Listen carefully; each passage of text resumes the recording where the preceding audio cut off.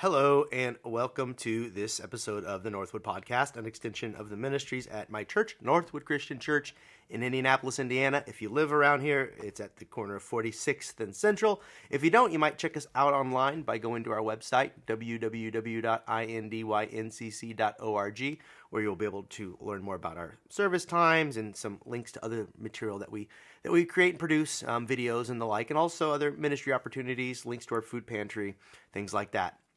Again, that's www.indyncc.org. And while we're talking about websites, I should tell you where to find more good podcasts made right here in the state of Indiana. Our podcast is produced by the All Indiana Podcast Network, which is an affiliate of Wish TV. They make podcasts about Indiana and interests of Hoosiers right here in Indiana, and they cover a wide array of topics. And so if you'd like to learn more about All Indiana Podcast Network, you can do so by visiting www.allindianapodcastnetwork.com, or you can go to www.wishtv.com/podcast. While we're on the topic, I'd like to encourage you to like or subscribe to this podcast or this video by way of whatever app or website or program that you use to listen. You can find it on Spotify, Apple Music, all the places. And so if you do, I encourage you to leave a comment maybe or to like or subscribe to this video. I'm told that these points of engagement will drive more traffic our way, and we'd like to spread the word and be more effective. And so please stop right now if you have the time and do that. Now, here in a moment, we're going to be reading a passage from the Gospel of Luke. And I say passage, I should really say just one short verse. Last week we read, felt like 3 minutes, but this week it's going to be one short verse. But first we need to pause for some ads for those of you who are listening to this via podcast. So here it is, ads. And now we're back. Or if you maybe never left us, we'll continue. And as I was saying before that pause, we're going to be considering a very short verse found in the Gospel of Matthew. It's Matthew chapter 5, verse 13, and it goes, "You are the salt of the earth, but if salt has lost its taste, how can its saltiness be restored? It is no longer good for anything, but is thrown out and trampled underfoot." And that's it. I'll read it again because it went so fast. "You are the salt of the earth. But if a salt has lost its taste, how can its saltiness be restored? It is no longer good for anything, but is thrown out and trampled underfoot." Harsh. Poor salt. And really, how is this even a compliment? Jesus calls us the salt of the earth, but isn't this usually to say that we're not that exceptional? They're the salt of the earth. That's what people say about others who are everyday, all-round good people, upstanding citizens. True, but really, nobody who really sticks out of the crowd. And this is because salt in our culture is every place. Every home has a salt shaker. You could go down to McDonald's and waste as many salt packets as you might want. In fact, salt is so prevalent in our culture that we are told to avoid eating too much of it. We overdo it. Salt for us is this unassuming, everyday, put on everything spice. So what can it mean for Jesus to turn to the faithful and say, "You are the salt of the earth"? Excuse me? Are you saying that we are as ordinary and plain as the salt that we put in our soup? Are we of as little value as the salt that we sometimes superstitiously throw over our shoulder to prevent bad luck? Actually, our modern understanding of salt gets in the way of our understanding of this passage. It's a great metaphor for its time, and it's still timeless, basically. But for us, we have a little hurdle to get over, and it's our understanding of salt, because Jesus is saying the opposite. Jesus is assuming that without people like us, the world would be far worse off, that we are, in fact, unique in what the world needs. That is to say, a world filled with people who are of great value, filled with God's Spirit, who are filled with God's purposes. That in a world filled with people like that, it's a far better place. So how does salt get us to there? First, some words about salt. You may not know it, but those white granules that you take for granted were once considered to be of high value. As far back as 6050 BC, that's 8,000 years ago, Salt has been an important and integral part of the world's history, as it's been interwoven into the daily lives of countless historic civilizations. Used as a part of Egyptian religious offerings and valuable trade between the Phoenicians and their Mediterranean empire, salt and history have been inextricably intertwined for millennia, with great importance placed on salt by many different races, cultures, and people. Even today, the history of salt touches our daily lives. The word salary was derived from the word salt. Salt was highly valued, and its production was legally restricted in ancient times. So it was historically used as a method of trade and currency.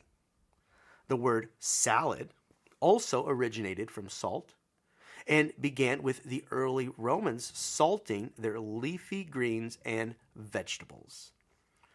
Undeniably, the history of salt is both broad, ranging, and unique, leaving its indelible mark in cultures across the globe. And I should have said, I was quoting there from a website, www.saltworks.us. It's all about salt, and that's from an article called The History of Salt.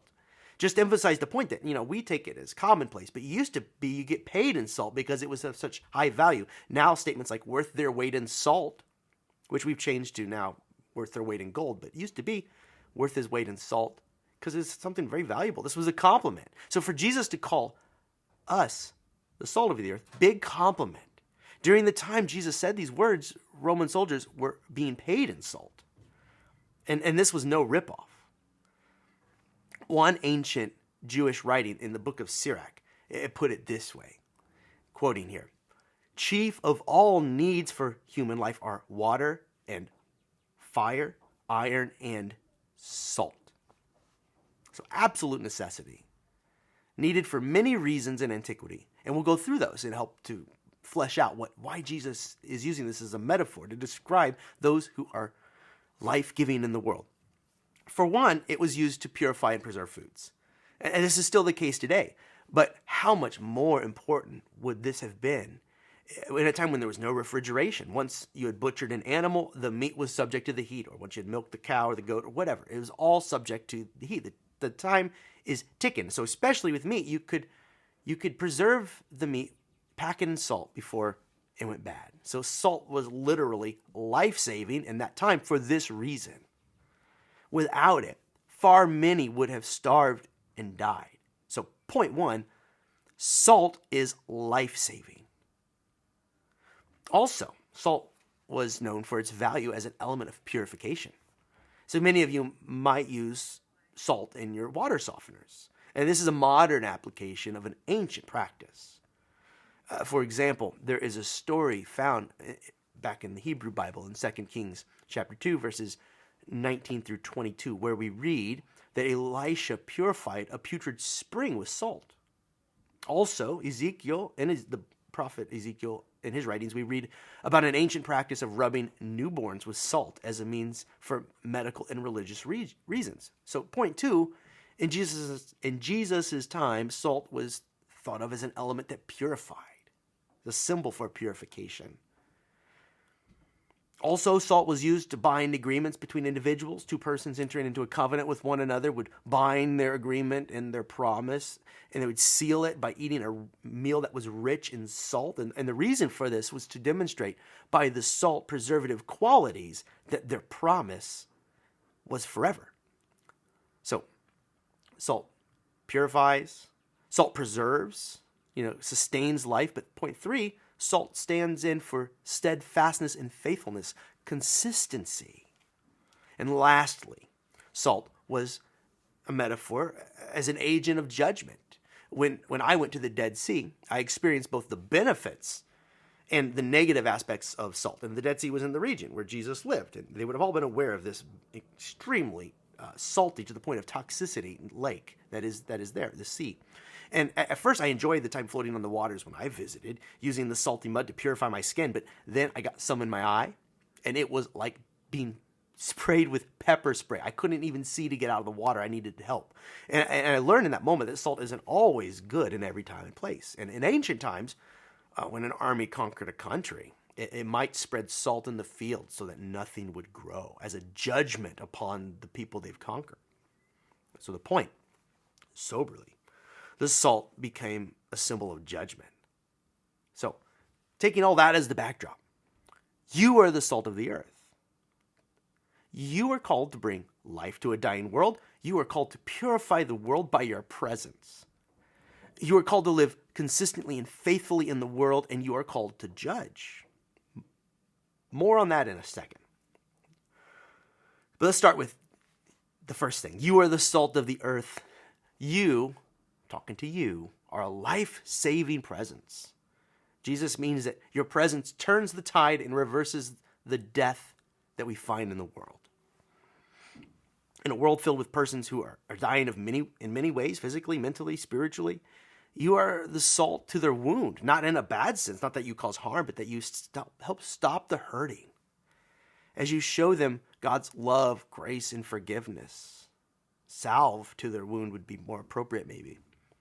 So you are the salt of the earth. Moving on to the second part, you are a purifying agent in the world. And this is not to say that you are holier than thou.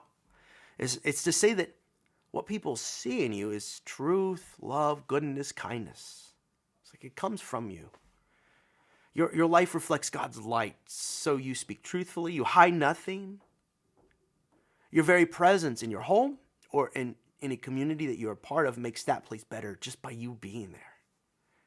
That's what it means that you purify the place. Peace follows you. Your presence calms the storm. Now, I have a friend who is very close to God, and she is one of those people who those around her know intuitively that they sense God's spirit, her kindness, her love working through her, coursing through her. So I've been in a room filled with tension and anger when all of a sudden my friend walks in and our behavior just changes. Not because they rebuke us or because there's something about their holiness that calls us to be self-conscious, but rather there's something about their life-giving presence that calls the best from us. And in that way, they purify the room. And so when one of us is speaking disparagingly about someone else, this is the person who you might, you start watching using harsh words around. So again, purifying presence. We sense God's Spirit purifying her and making her holy. Her interactions with us make us holy. That's the point. We are all this as disciples of Jesus. Salt that purifies the world around us by our very presence. Moving on. You are the salt of the earth, which means you are faithful. You are consistent in your character. You keep your promises. You are there for those who need you. You never abandon or give up on someone who needs the experience of God's love. And they experience that love and grace through you. Even when those who do not live well fail to be faithful to you, you show them your faithfulness to them by your constant love in return, your prayers, and maybe your forgiveness if it's possible. Your faithfulness reflects God's faithfulness to all humanity, for whom God will love to the utmost end. Salt, a sign of constancy, that is you. You are the salt of the earth, so you judge the earth. That's the last thing I said we come back to. And it's because I want to be clear. This is not to say that you prejudge people or proclaim God's final verdict on those who fail to live up to their fullest selves. In your estimation will be wrong. So be careful when you judge. And there are many Bible passages that warn us about judging others, individuals, from a place of hypocrisy and hatred. But I don't mean that. I don't think, and Jesus doesn't mean that. Rather, we judge injustice. When we see the poor, the meek, or the helpless taken advantage of, you let the world know about it. And in that, we do offer a judgment into the world. When the most vulnerable among us are exploited by the powerful, you name the sin for what it is and proclaim God's disfavor of the poor being marginalized, prevented from having a voice.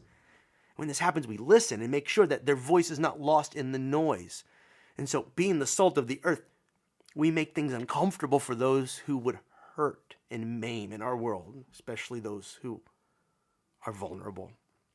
So here, our saltiness leads to judgments made over unjust practices and the participants in those unjust practices.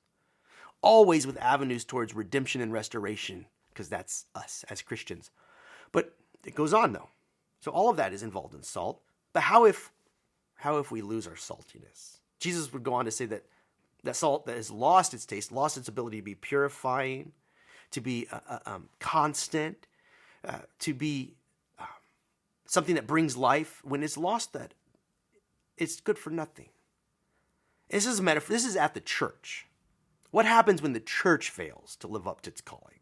So if we're the salt of the earth, if we are saving lives, how if our lives, which are meant to be a purifying agent in the world, making it a better place, the world should be better off without us? How if that isn't the case? You know, we are to be as faithful to our calling as God has been to all humanity, and we are to name injustice and judge it for what it is. But what good is the church if it does not do these things? In short, lose its saltiness. And when this happens, we are nothing more than a building. We are nothing more than the ordinary salt of the earth that we were talking about at the beginning. At that moment, we become a part of the problem rather than its solution. The church becomes a part of the problems rather than offering some solutions. We no longer bring life, purity, faithfulness, and justice into the world. Rather, we become a part of the scenery. And so many Christian lives and so many church communities are just that, part of the scenery that is our messy world. So we must not lose our saltiness. But you are the salt of the earth, or so says Jesus. And when God's Spirit works through us, we are the salt of the earth. We are the agent of change that this world needs to see. So we must constantly ask ourselves, as church communities and as individuals, am I? Am I the salt of the earth? Am I bringing life to those around me? Does my life make others live well or better? Am I faithful in showing constant love to those in need? Do I make plain injustice? And just as those in Jesus' day needed salt to survive, the world needs God's people to be faithful, to live up to this high calling, to be the salt of the earth. And you are the salt of the earth. And this world is becoming better for it.